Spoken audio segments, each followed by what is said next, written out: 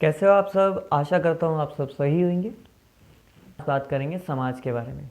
जब हमने देखा कि इतनी बड़ी सभ्यता है, उस सभ्यता में इतनी सारी विशेषताएं हैं, कृषि की जा रही है, शहरों का निर्माण किया जा रहा है, निर्माण की विधियां हैं, तो लेकिन इसमें हमने एक और चीज़ देखी जिसमें हमने देखा समाज में दुर्ग और निचला शहर भी था। तो जिसके आधार पर हमें पता चलता है कि भाई समाज में कहीं ना कहीं विभिन्नताएं देखने को मिलती थी। तो समाज में जो विभिन्नता है ये क्या है, कैसे हैं, कितनी है, इनके बारे में देखेंगे।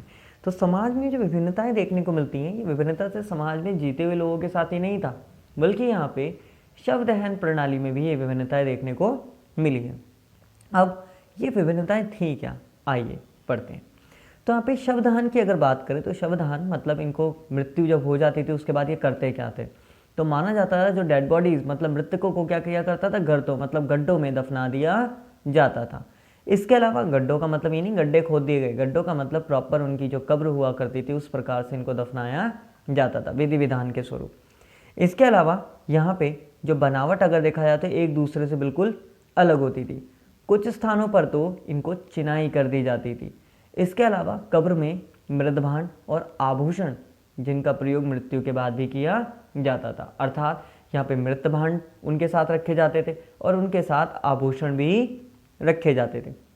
आपकी पुस्तक के बिल्कुल लास्ट में एक महिला का कंकाल मतलब एक कब्र दे रखी है जिसमें दिखाया गया है कि उन्होंने भी आभूषण पहने हुए, तो अर्थात मृतभांड और उनके सर के पास मृतभांड भी रखे हुए हैं। तो जिससे हमें पता चलता है कि मृत्यु के समय मृतभांड और आभूषण जैसी वस्तुओं को भी उनके साथ दफनाया करते थे।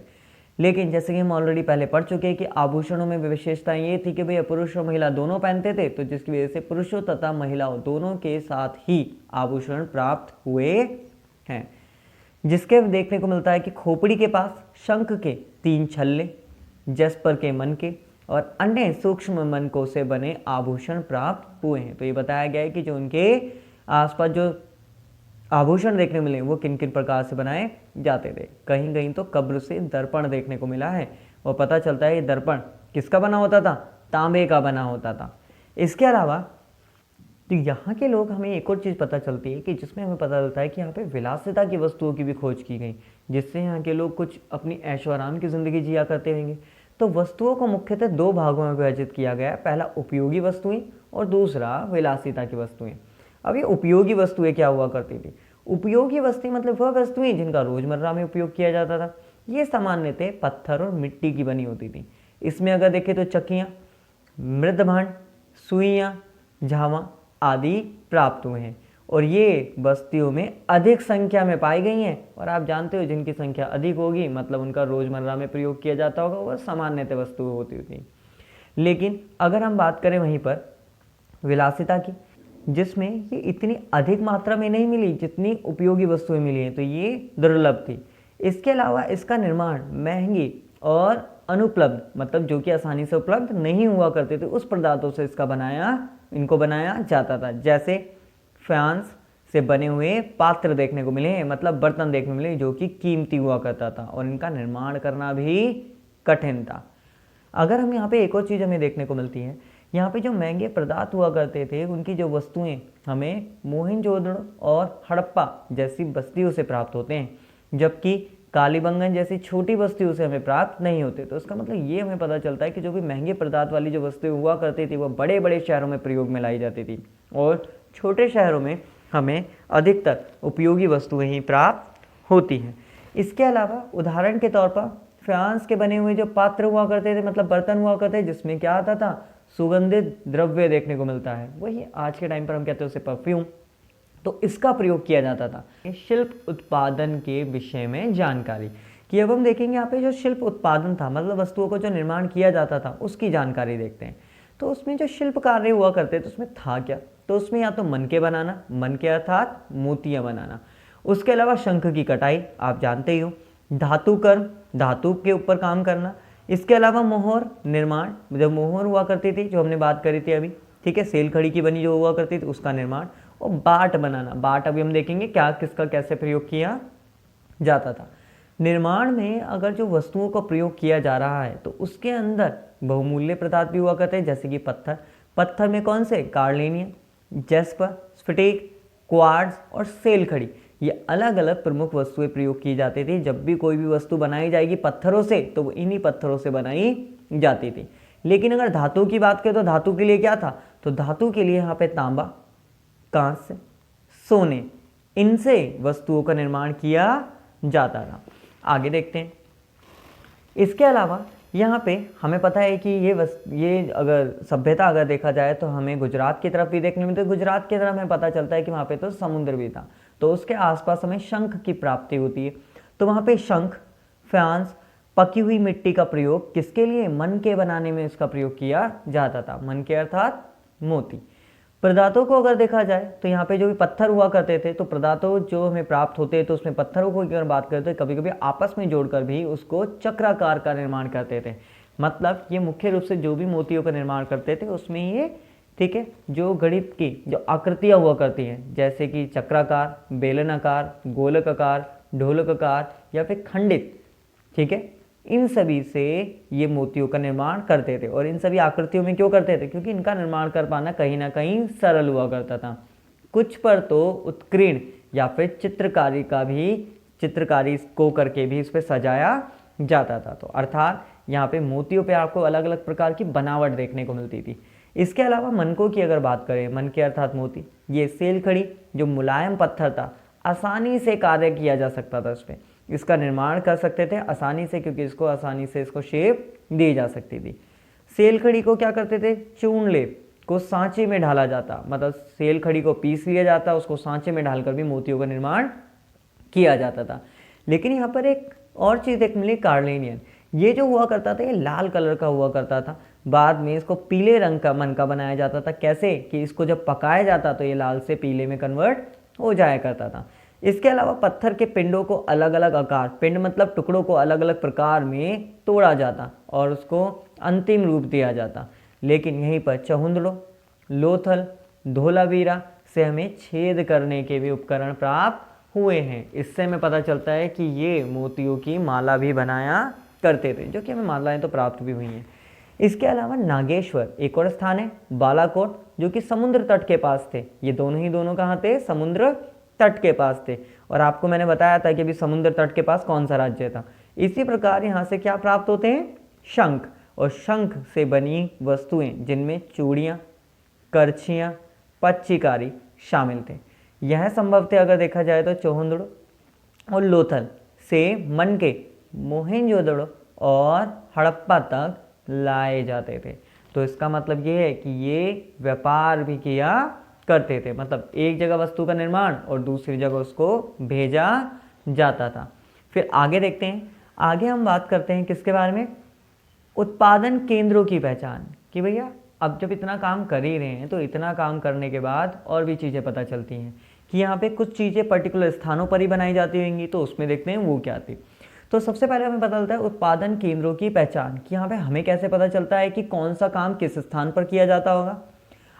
आज हमें पता चलता है कि जब आप मार्केट में गए, मार्केट में जब आप सैर करने के लिए गए, चाहे सुबह गए चाहे शाम को गए, अगर वहाँ जाते हो तो आपको पता चलता है कुछ कूड़ा करकट पड़ा हुआ है। या फिर हम जब मार्केट जाते हैं तो हमें पता चलता है वहाँ पे रात में अगर कोई सब्जी वाले ने अपनी रेहड़ी लगाई होगी, या फिर जब मार्केट जाते हैं वहाँ पे सब्जी वाले रात को क्या करते हैं, अपना सारा वेस्ट वहीं छोड़ जाते हैं।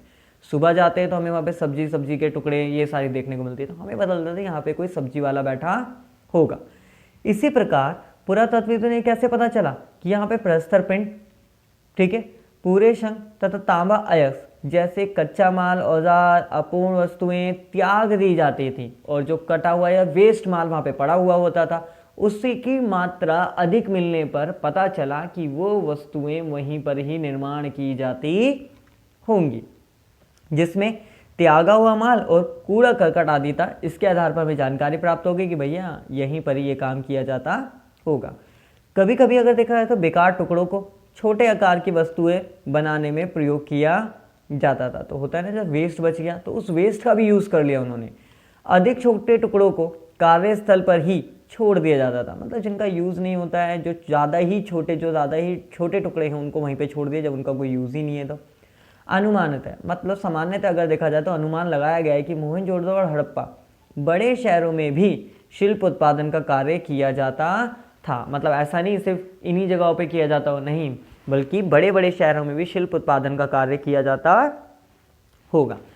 फिर आता है अगला हमारा माल प्राप्त करने संबंधित नीतियाँ, कि अगर हम बात करें तो यहाँ पर किस प्रकार से माल को प्राप्त किया जाता था, क्योंकि सारी चीज़ें एक स्थान पर मिलना ये संभव नहीं है। तो इसी तरह से ये व्यापार जब किया करते थे तो ये बाकी चीज़ों को कहाँ से मंगाया करते थे। इसमें अगर हम बात करें माल प्राप्त करने संबंधित नीतियाँ क्या थी, तो हम देखते हैं कि यहाँ पे हड़प्पावासी जो हुआ करते थे माल प्राप्त करने के लिए अलग अलग तरीके अपनाते थे। जैसे नागेश्वर और बालाकोट से शंख, शोरतुगई से लाजवर्दी मणि, लोथल से कार्निलियन, उसके अलावा दक्षिण राजस्थान या उत्तरी गुजरात से सेल खड़ी और राजस्थान से धातु। तो आपको देखने को मिला कि अलग अलग स्थानों से अलग अलग वस्तुओं को ये मंगाया करते थे। इसके अलावा हमें कच्चा माल प्राप्त करने की एक अन्य नीति हुआ करती थी, जैसे तांबे के लिए कहाँ पे, खेतड़ी अंचल राजस्थान से, और सोने के लिए दक्षिण भारत, सोने मतलब सोना नहीं है, सोने मतलब गोल्ड, गोल्ड के लिए दक्षिण भारत से ये अभियान भेजा करते थे और वहाँ से सोने को अपनी मांग को पूरा किया करते थे। स्थानीय लोगों से संपर्क किया जाता था ताकि वो इनकी सहायता कर पाए।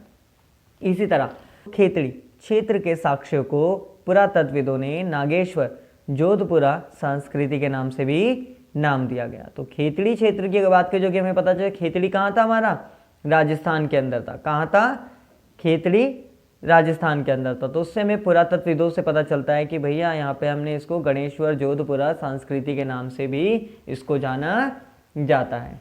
इसके अलावा फिर हमें पता चलता है कि यहाँ पे व्यापार जो किया जाता था वो व्यापार कैसे करते थे। अभी तो हमने देखा ये भारत के आसपास के क्षेत्रों से ही, लेकिन ये व्यापार सिर्फ भारतीय व्यापार नहीं था, बल्कि उस टाइम पर इंटरनेशनल ट्रेड भी था इनका। इंटरनेशनल ट्रेड मतलब कि दूसरे देशों के साथ भी इनका व्यापार किया जाता था। उदाहरण के लिए सुदूर क्षेत्रों से संपर्क, जैसे तांबा कहाँ से मंगाया जा रहा है, अरब क्षेत्र में स्थित ओमान से मंगाया जाता था। ओमानी और हड़प्पाई पूरा वस्तुओं में कुछ निकल के अंश मिले हैं। निकल के अंश प्राप्त होने से माना जाता है कि दोनों ही वस्तुएं आपस में क्या किया जाता होगा, आदान प्रदान किया जाता होगा।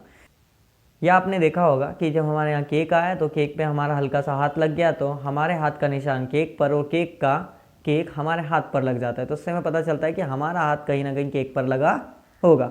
तो इसी तरह से ओमानी और हड़प्पाई वस्तुओं में जब निकल की मात्रा देखने को मिली तो पता चलता है कि जब दोनों में सेम चीज़ मिल रही है तो इसका मतलब ये है कि दोनों में कहीं ना कहीं व्यापार हुआ करता होगा। इसी के चलते हुए हड़प्पाई, ठीक है, मर्तबान जिसके ऊपर काली मिट्टी की परत चढ़ाई गई थी, यह ओमानी स्थल से मिला है। इसके अलावा तीसरी सदी अगर देखा जाए तो मेसोपोटामिया लेखों में ओमान के लिए मगन शब्द का प्रयोग किया जाता था। दूर दराज के क्षेत्रों से हड़प्पाई मोहरे बाट आपस में मन के भी शामिल हुआ करते थे। इसके अलावा मेसोपोटामिया लेखों में दिलमुन, मगन, मेलुआ हड़प्पा क्षेत्रों के लिए प्रयोग में लाया जाता था। तो ये सारे शब्द हड़प्पा क्षेत्र के लिए प्रयोग में लाए जाते हैं। ओमान के अंदर देखा जाए तो दिलमुन मतलब बहरीन या मेसोपोटामिया से समुद्र के रास्ते ये संबंध साधा जाता था। इसके अलावा मेसोपोटामिया की अगर हम बात करें तो मेसोपोटामिया के लेखों में मेलुआ को नाविकों का देश कहा गया है। तो अगर हम बात करें मेलुआ शब्द का जो प्रयोग करा गया है वो नाविकों के लिए शब्द प्रयोग किया गया है। तो इससे मैं पता चला कि किस प्रकार से यहाँ पे विभिन्नताएं थीं। इसके अलावा यहाँ पे एक देश के साथ व्यापार किया जा रहा है अन्य देश का। उस समय पर भी हमें देखने को मिलता है कि भाई सिर्फ देशीय व्यापार नहीं बल्कि अंतर्राष्ट्रीय व्यापार भी देखने को मिलता है। आशा करते हैं कि आपको ये वीडियो पसंद आई होगी। अगर आपको ये वीडियो पसंद आई तो उसको लाइक, सब्सक्राइब एंड शेयर करें। मिलते हैं फिर अगले पार्ट में। जब तक के लिए धन्यवाद।